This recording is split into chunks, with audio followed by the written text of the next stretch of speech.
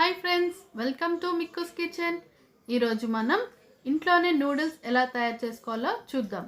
తయారు చేయ విధానం: 1 కప్ మైదాలో తగినంత ఉప్పు, 1 ఎగ్ వేసి 1 స్పూన్ ఆయిల్ వేసి కొద్దిగా నీళ్లు కలుపుకుంటూ చపాతీ పిండిలా కలపాలి. ముద్దలా కలుపుకున్నాక ఒక హాఫ్ అన్ అవర్ పక్కన పెట్టాలి. హాఫ్ అన్ అవర్ తర్వాత మంచిగా చపాతీలా చేసుకోవాలి.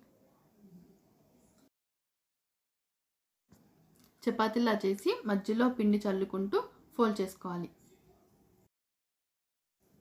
ఫోల్డ్ చేసుకున్నాక ఇలా స్ట్రైప్స్లా కట్ చేయాలి.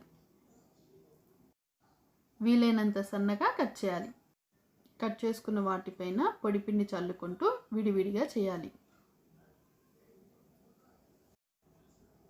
1 లీటర్ నీళ్లు మసలాక నూడిల్స్ని అందులో వేసుకోవాలి.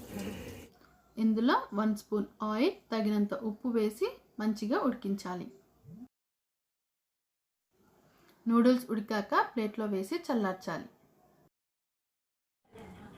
ప్యాన్లో 2 స్పూన్స్ ఆయిల్, 1 ఎగ్, కరివేపాకు, క్యారెట్, పచ్చిమిర్చి కొద్దిగా వేగిన తర్వాత 1 స్పూన్ అల్లం వెల్లుల్లి పేస్ట్ వేయాలి. 2 నిమిషాలు వేగిన తర్వాత నూడిల్స్ వేసుకోవాలి. 10 వెల్లుల్లి, ఎండుమిర్చి, 1 స్పూన్ టమాటా సాస్, హాఫ్ నిమ్మకాయ వేసి పేస్ట్లా చేసి ఇందులో వేసి అన్నీ కలిసేలా మంచిగా కలపాలి.